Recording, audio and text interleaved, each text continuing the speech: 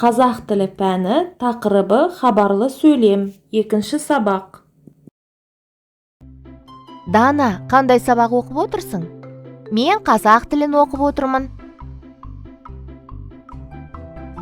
Дана, тыныс белгілері дегеніміз не? Тыныс белгілері дегеніміз жазуға тән шартты белгілер жүйесі. Мынау тыныс белгілері. Тыныс белгілеріне нүкте, көп нүкте, сұрау белгісі, леп белгісі, үтір, сызықша, қос нүкте, нүктелі үтір, тырнақша, жақша жатады. Түсінікті.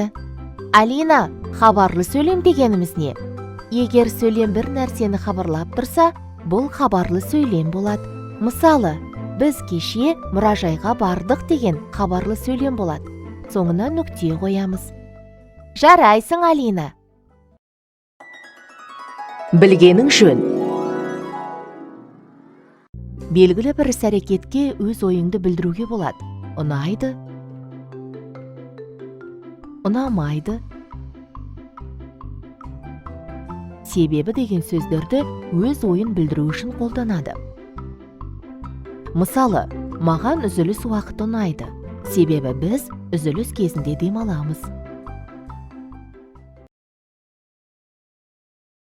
33-ші жаттығу 90-шы бет. Мәтінді түсініп оқы. Оқыған мәтініңді аудио жазбамен жазып ал. Қарашаның 27-сі 34-ші жаттығу 90-шы бет. Хабарламаларды көшіріп жаз.